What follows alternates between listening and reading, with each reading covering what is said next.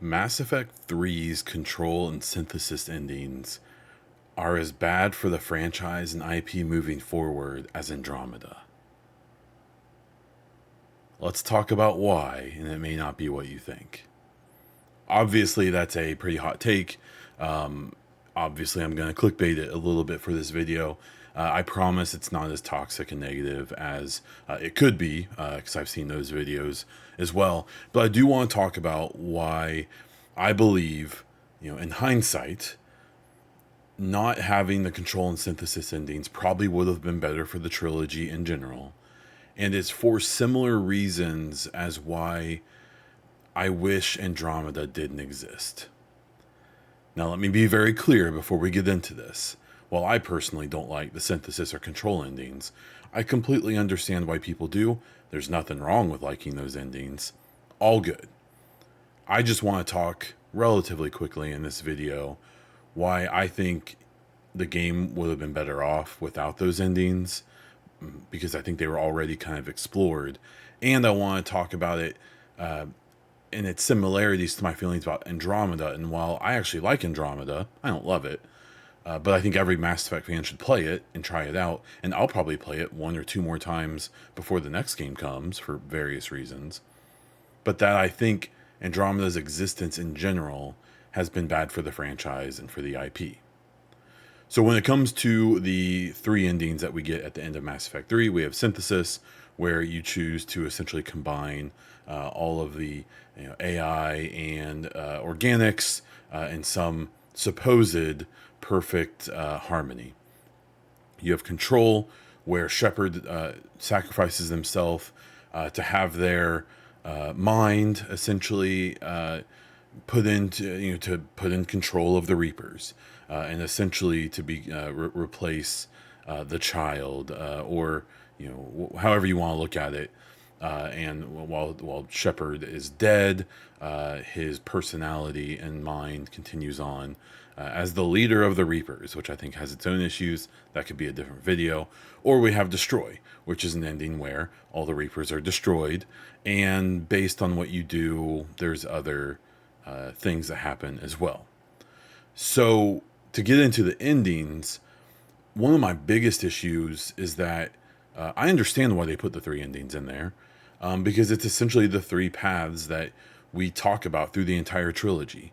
In the first game, we have the antagonist becomes synthesized, becomes part AI, part organic, and it doesn't work out for him. At least not very well. We kill him real good, right? And I think that was that branch being explored in that first game. Then in Mass Effect 2, we have the control ending, in my opinion, being explored, where we have the Reapers in control of the collectors, which we find out later are heavily modified Protheans, and that doesn't work out either.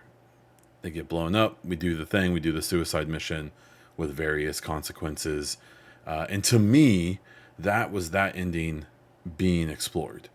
And then in the third game, we, at the end of the game, get this choice of Destroy, Control, or Synthesis.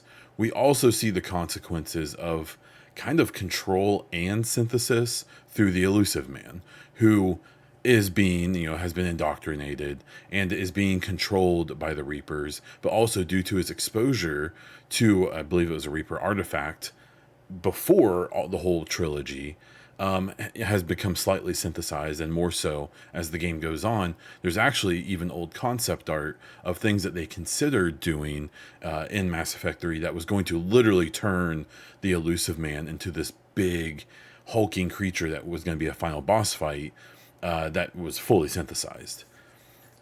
So for me, giving us even the ability to pick those synthesis or control choices just never made sense, because we had already seen those choices be attempted by others, and they didn't work. And then throughout the entire trilogy as well, but especially in 3, through Anderson and others, it's reiterated over and over again, like in Hackett as well, we need to destroy the Reapers. The Reapers have to go away. And then at the end, we're presented with this choice, by the Reapers, essentially, to say, okay, you're different to Shepard. You get to pick. And in my brain, that's always been any reasonable Shepard, whether they're renegade or not, would say, no, there's no choice. The Reaper's gotta go. If I control them, I'll probably be corrupted as well one day. If we all synthesize with them beyond the morality issues of that, there's no guaranteed peace even then. But the antagonization right now is coming from one very clear group, and one of the three choices can get rid of them entirely forever. In theory, we'll see what they do in the future. So for me, it's always been like a false choice. To pick synthesis or control, for me, has always been to kind of let the Reapers win. To let them convince you, like, hey, we know you've seen both of these things not work out before, but maybe it'll work this time. We'll put you in charge, right? And I've always found that to be maybe the point of it, that, they're kind of that one last test, right? Now, I'm sure in the comments, even before I've said this in this video, someone's already typed in, we've also seen destroy be attempted. When it came to, the Solarians and the Turians using the Krogan to destroy the Rachni, which they failed. And then that went out of control, and the Solarians and Turians then tried to not necessarily destroy, but severely inhibit the Krogan, which we'll probably see the consequences of in the future games, depending on what they decide to do with, whether our choices matter or not with the genophage and so on. I don't think that's still the same, though. It's especially because it's not a choice that we make. It's something that happened way before we ever were able to impact it. Where this brings in Andromeda for me is that part of my issue with the three endings is that it made it so hard for them to move on afterwards. I personally think the ideal ending of Mass Effect 3 would have been the Destroy ending, with maybe 3 major variants, or 5 major variants, or 10, or whatever. Similar to what we have now. There are already variants of the 3 endings, depending on your war asset score and things like that, where, and I would basically propose that they would have taken that to the extreme. Say you have the minimum war assets in this hypothetical ending that's just destroy. If you didn't do anything extra, you just played through the game, you would have like the whole Sol system get wiped out, and everyone there get wiped out by the weapon, and that would have been interesting, I guess, to a point where it would have wiped out the Reapers in the whole the whole galaxy. But you will have also sacrificed literally everyone. And mind you, even in this minimum ending, you would still have most of the major war assets of most of the species in the galaxy, and they would all get wiped out. And that would be pretty grim, right? The Reapers are gone, but at what cost? All the way up to they could have had an ending where you were able to refine and get all these war assets and all these assets, and able to refine the weapon at the end, where it literally only killed Reapers. Even Edie gets to live. Even the Geth get to live. There's essentially what we now know is like the perfect ending, where Shepard lives at the end of, maybe that'd be part of it as well, the breath, right? Where that would also come along with, the happiest ending, where no one dies except the bad guys, right? I still think that those with, obviously a bunch of variants in the middle, and maybe even specific things, depending on the choices you made throughout all 3 games, would have been better than what they did. And it's for a similar reason as why I enjoy Andromeda for what it is, but think it's bad for the franchise. And to explain that more, what I don't like about Andromeda is that it's fine that it exists. What I don't like is, partially going back to my other issue, the 3 endings. The 3 endings made things so complicated that when they made their next Mass Effect game, they didn't do a prequel. They didn't do a sequel to 3, seemingly because they were so terrified of dealing with those endings. So they made Andromeda, which took them to an entirely new galaxy and almost basically rebooted the franchise in some capacity, in a game that is very similar to Mass Effect 1, if you ever think about it. And that's fine. I don't actually have an issue with that. I don't think it was executed very well. But at the end of the day, my main issue with Andromeda is that it put up fences, especially because it takes place so long after Mass Effect 3. If Andromeda, somehow they were able to justify that mission getting to the Andromeda Galaxy in like 50 years after the end of 3, or during the events of 3, because they found some special hyperdrive or something, they would be able to deal with that fairly easily, however they decide to do it. But my main issue is that now we have this situation where we have a sequel coming, a Mass Effect 4 or 5, whatever you want to call it. It's going to be a subtitle. Get off my back in the comments.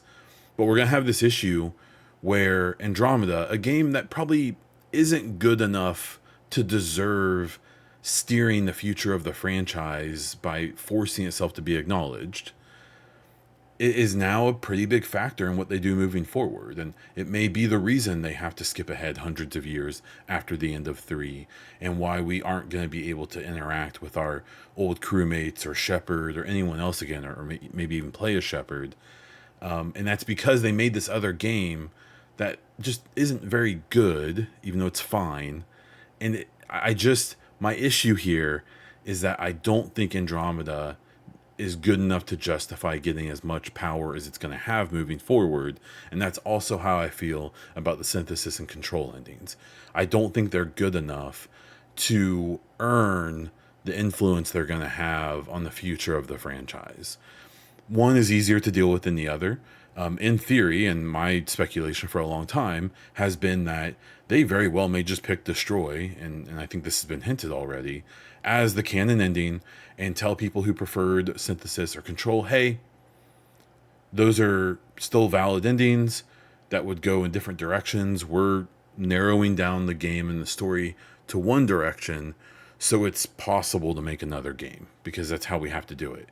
And that's partially because, and I've talked about this a lot, if they try to take all 3 of those endings into account, that keeps it all so broad that they would either have to make the biggest game that's ever been made, which I don't think is going to happen, or they would have to find some way to kind of make all 3 of the endings not matter and allow them to come together no matter what you picked in the next game, in the state of the galaxy that we're in, where I would argue that making all 3 of the endings not matter is worse than making 2 of the endings not matter. That's maybe a discussion for another day. So maybe the handcuffs that the 3 endings puts on the future of the game aren't as severe as Andromeda, because Andromeda is not going away. We've seen from the 2023 N7 Day stuff, it seems almost certain Andromeda is going to be involved. It basically is a certainty. And I guess at the end of this almost probably 15-minute long video that probably seems meandering and pointless, my issue is that both of these 2 things, the endings and Andromeda, are going to put a burden on the future of the game that didn't have to happen. And I think that sucks. That said, I'm really excited to see how they handle it. I would give anything to be a fly on the wall of the writer's room as they're trying to decide what to do with all of this. I've already just basically decided that any of my ideas or the things I want, I'm just throwing them out, and I'm just going to wait and see what they do. So, if you can make any sense out of this whole video, let me know what you think. Let me know what ending you prefer. If you don't think I'm right, if you believe those endings are as valid as the Destroy ending, if you agree with my idea or not, and how I kind of feel about Andromeda. Let me know what you think down in the comments. If you like this video, please subscribe to the channel. If you like BioWare news, Mass Effect, Dragon Age, just gaming news and speculation and reviews in general, I should have some cool stuff coming out for another game here fairly soon. Subscribe to the channel, hit the like button on this video if you did, leave a comment down below with any of that other stuff. If you really want to support my channel, if you want to get these kind of videos early and things like that, consider becoming a YouTube member for just a couple bucks a month. And check out the link down in the description of the video for all of my other content, my podcast, ways you can support the things I do, and we'll go from there. That's all I have for this one, so until next time.